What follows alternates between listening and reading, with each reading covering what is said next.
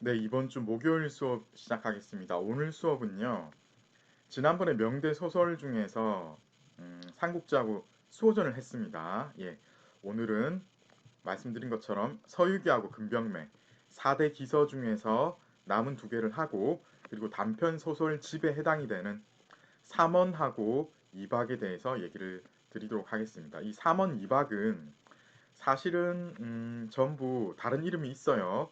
그런데 3원은 전부 그 제목이 언자로 끝나기 때문에 그 3종을 합쳐서 3원이라고 하고 이박도 예, 그 중간에 박자가 들어가기 때문에 예, 그 두 종의 단편 소설집을 합쳐서 이박이라고 부릅니다. 조금 있다가 여기에 대해서 이제 자세히 살펴보도록 하겠습니다.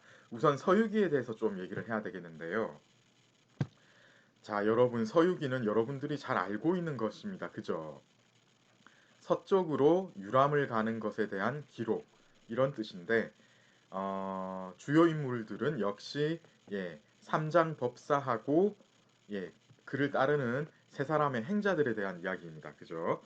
자, 여러분들이 잘 아시는 서유기, 창작 과정을 한번 보도록 하겠습니다. 지난 시간에 말씀드렸던, 장편 역사 소설의 고착 과정하고 이것도 조금은 비슷한 부분이 있습니다. 사실은 서유기도 삼장 법사 현장이라는 실제 인물이 등장하기 때문에 그 전체적인 큰 틀은 실제 역사에서 차용을 한 것입니다.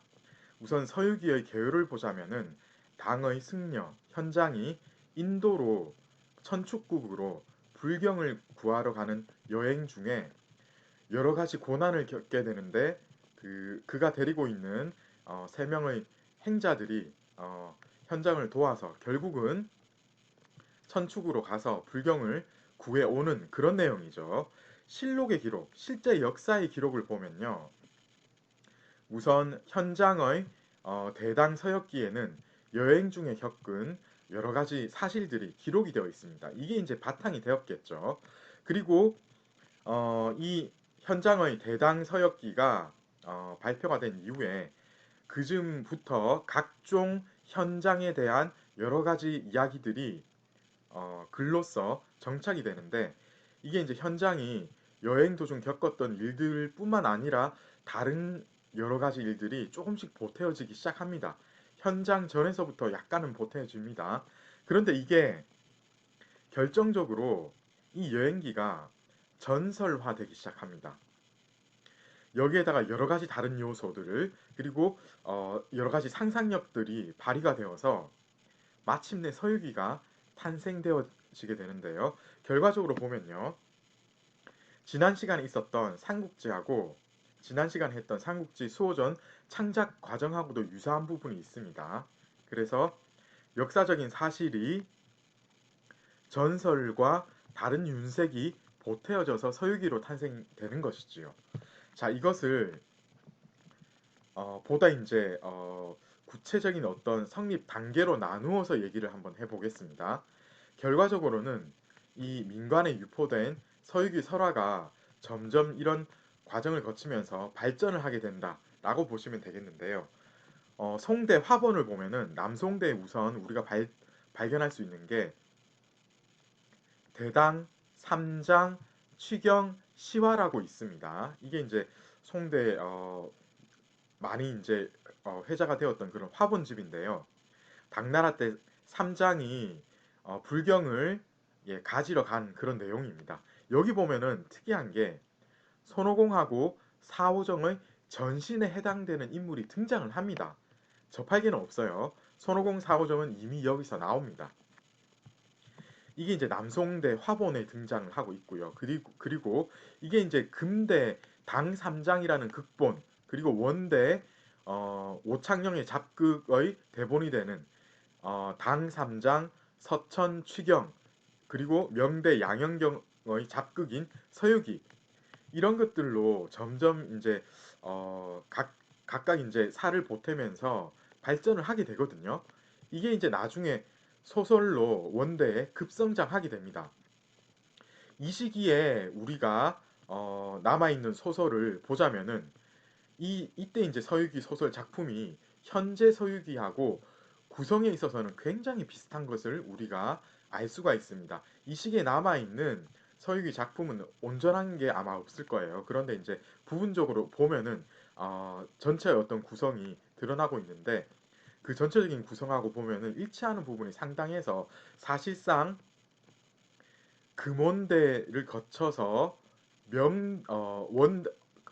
이 원대에 오게 되면은 사실상 이 서유기가 거의 예, 그 뼈대가 이루어졌다라고 보면 되겠습니다. 자, 여기서 여러분 이 보시면은 이 성립 단계를 보시면은 이 명대가 여기 있고 이 원대가 여기 있고 그죠? 이게 어떤 단선적인 시기적으로 이렇게 발전하는 이런 게 아닌 거예요. 이 지금 보면은 장르적으로 구분을 한 겁니다. 그래서 화번 같은 경우에는 이제 남송대, 송나라 때 이야기니까 이때 이게 있었다라고 보셔야 되겠고요. 그리고 극본은 금대, 원대, 명대의 시기를 달리한 극본이 따로 이렇게 계속 있었던 겁니다. 그리고 명대에도 이렇게 극본이 있었는데 그 전에 이미 소설로는 급성장한 계기가 있었다. 이렇게 보셔야 되는 거예요. 자, 이렇게 해서 서유기 성립 단계를 장르적으로 이렇게 나누어서 우리가 봤습니다. 자, 이제는 서유기 작가에 대해서 얘기를 해야 되겠는데요. 삼국지 작가는 나관중, 그리고 수호전 작가는 예, 어, 조금 이설이 있지만은 우리가 신의함으로 보는 게 정설입니다. 서유기 작가는 누구냐? 오승은이라는 사람인데요. 이 사람은 과거 시험에 응시하지만은 불합격해서 결국은 이제 제대로 된 벼슬을 못 합니다. 만년에 어, 과거 시험에 합격하지 않아도 이제 주위의 평판에 따라서 특히 이제 나이가 차면은 낮은 벼슬은 할 수가 있었거든요. 그렇게 해서 평생에 어떤 그 높은 관직을 못했기 때문에 약간 부유한 삶을 살지는 못했던 그런 인물로 우리는 봐야 되겠어요. 좀 대비가 되죠. 이 수호전을 지은 신혜함 같은 경우에는 제대로 된 어떤 관직 생활을 했기 때문에 어느 정도 윤택한 삶을 누렸던 사람입니다. 그런데 오승은은 아닌 거예요. 회안부지의 기록에 이제 이 오승은에 대한 짤막한 멘트가 있습니다. 뭐라고 얘기를 하냐면은 해악을 잘하고 그가 지은 잡기 몇 가지 종류가 한때 이름을 떨쳤다. 왜 이렇게 이 사람이 어, 여러 가지 이야기를 썼냐면은 역시 이제 아무래도 높은 벼슬을 못했기 때문에 어떤 생활 유지 수단으로 이렇게 했던 것 같아요. 자, 여기서 우리가 알 수 있듯이 출세하지 못한 지식인 같은 경우에는 사회적 지위가 낮은 반면에 창작의 재능을 발휘를 해야만 했던 상황이 있었어요. 왜냐하면 출세를 못하면은 돈을 벌 수 있는 수단이 없었기 때문에 이 당시는 사실상 특히 이제 남쪽 지방에는 지식인들이 상당히 여러 가지 문학적인 재능을 발휘를 해서 가계를 유지할 수 있는 유지를 해야 되는 그런 이제 배경이 있었던 거예요. 우선 경제적으로는 조대가 계속 바뀌긴 했지만은 워낙 이제 북송 때부터 경제적으로는 굉장히 이제 성장을 한 그런 배경이 있었기 때문에 이 사람들이 대중의 어떤 어, 인기에 영합할 수 있는 그런 문학 작품을 계속해서 창작을 하면서 그 경제적인 활동을 할 수밖에 없었던 그런 이제 배경이 있었다라는 것을 여러분들이 알아두셔야 되고요.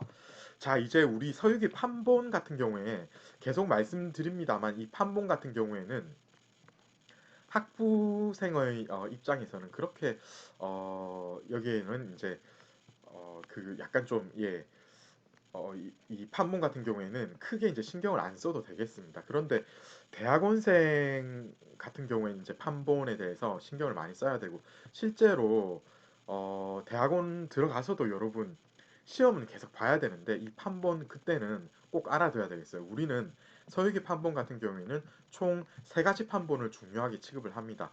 처음 나오는 이 화양동 천주인 교본이 가장 이제 오래된 판본이라고 봐야 되겠죠. 근데 여기서부터 보면은 먼저 백해본으로 고착이 된 것을 우리가 알 수가 있습니다.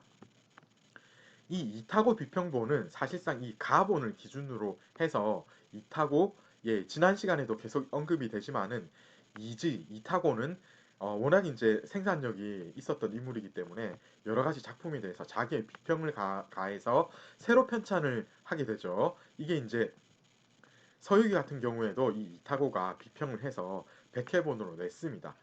결국 이제 이 가본을 기준으로 해서 낸 건데요. 청대 간본을 보면은 반 이상이 이 가본 아니면은 이 나본의 이 백회본을 기준으로 합니다. 그런데 이 다본, 당 3장, 서유 서객전을 보면은 이거는 보면은 가나에 비해서 이거는 이제 백회본이잖아요. 그런데 이거는 10권이라서 약간은 간략한 이런 판본도 조금 유행했습니다. 왜냐면은 짧아서 짧게 끝까지 한번 짧은 시간에 처음부터 끝까지 한번 완주를 해보고 싶은 사람의 입장에서는 또 이런 게 선호가 되었거든요. 그래서 짧은 이런 판본도 있었다. 여러분들이 알아두시면 되겠고요. 자, 그리고 서유기의 구성을 보자면 여러분들 이거는 서유기는 워낙 유명해서 잘 알고 있는데 아마 여러분들 입장에서 납득하기 좀 어려운 부분도 있어요. 이것을 총 4단계로 나누었습니다. 첫 번째, 손오공의 탄생과 하늘나라 가서 막 난동 부리는 이야기. 그 다음에 아홉 번째 보면 이게 두 번째 2단계거든요. 현장에 등장하는 거. 너무 짧습니다. 그 다음에 당태종의 지옥 탐방. 이것은 많이 알려져 있지 않은 부분이거든요. 인기가 없는 부분입니다. 이게 이제 총 3회인데 이것을 또 3단계. 그리고 13회부터 끝까지는 이제 본편에 해당하는 요괴들과 싸우는 80일 어떤 난관을 거치는 과정. 자, 이런 식으로 우리 책에서 4단 구성을 제시를 하고 있는데 아마 여러분들 조금 인정하기가 힘들 거예요. 실제로는 이렇게 보시면 됩니다. 처음에 네, 손오공이 오행산에 갇히기 전의 행적에 대한 12회 그리고 거기서 풀려나서 요괴들과 싸우는 81회 이렇게 2분이 이제 일반적이고 그 여기 나오는 13에서 100회도 끝에 가면은 그 천축국에서 경을 취득한 다음에 그 다음에 돌아오는 과정 이것을 또 나눠서 서론, 본론, 결론 이렇게 보는 게 저는 오히려 타당한 게 아닌가 제 생각입니다. 근데 여러분들은 이제 책에 나오는 이 4단 구성을 일단은 따라야 되겠어요. 자, 이 서유기가 사실 좀 차별되는 부분이 있습니다. 무엇인가 하면요. 신개설화거든요. 이전까지 우리가 했던 거는 역사 고사를 바탕으로 한 것. 그리고 이 뒤에 나오는 금병매는 인정소설이라고 하는 겁니다. 그래서 사람과 사람 사이의 관계에서 발생하는 이야기. 근데 이게 서유기는 다르죠. 신개설화. 그래서 종교적, 미신적 요소가 다분합니다. 그런데 이제 전체적인 어떤 그 틀은 권선징악과 인과응보를 강조하는 그런 구도라고 보시면 되겠고요. 자, 따라서 이 신괴설화는 실제 사실하고는 너무 다르게 작가의 상상력, 순진무구한 낭만, 왕성한 창의력 이런 것들이 돋보일 수밖에 없는데요. 그런데 또 하나 이 다른 어떤 전기 작품에 보면은 이런 또 신괴설화가 많은데 서유기가 다른 거는요. 다른 전기들 보면은 뭔가 친근감하고는 조금 거리가 멀어요. 근데 서유기는 인간적인 형상이 부여가 되었습니다. 따라서 우리가 이 요괴들 가운데서도 친근감을 느낄 수 있는 그런 분위기가 많이 조성이 되고 따라서 이게 등장인물의 조형에 성공해서 예술성을 높이는 어떤 계기가 되었다라고 우리가 평가를 하고 있습니다. 자, 이 서유기의 평가는 이제 노신의 그 중국 소설사력 되게 유명한 저서죠. 제가 대학원 가서 첫 번째 구입한 어, 그 작품이 바로 이제 이 책이 바로 이제 노신의 중국 소설 사략이라고 볼 수 있는데 제가 이거를 아직 완주를 못했습니다. 저는 이제 시가 전공이다 보니까 시에 대한 것은 웬만한 건 다 읽었는데 소설 쪽은 아무래도 이 비평에 대한 것은 많이는 못 읽었어요. 이 노신의 중국 소설 사략 군데군데 읽기는 했었는데 서유기의 평가를 한번 읽어보면서 어, 이 서유기를 마치도록 하겠습니다. 만약 애써서 이 책의 대의를 구하려고 한다면 서유기는 길게 이어지는 허망한 이야기이지만 그 여러 가지 변화에 있어서 원숭이를 마음의 신령으로 하고 돼지를 뜻의 움직임으로 삼고 있다. 이 타이포 좀 났습니다.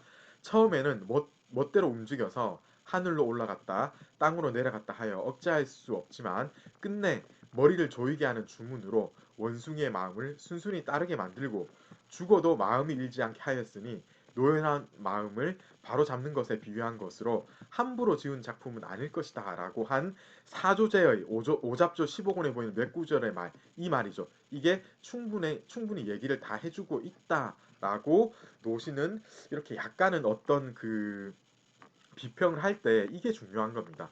마음의 불임, 그죠? 그리고 뜻의 움직임, 이것을 각각 손오공하고 저팔계가 비유적으로 이런 것들을 해내고 있는 이런 구도를 이루고 있다라고 우리가 이런 식으로는 생각을 안 하잖아요. 그죠? 그래서 어떤 비평가의 눈으로 보면은 이런 부분도 보이고 있다. 이 정도만 알아두시면 되겠습니다.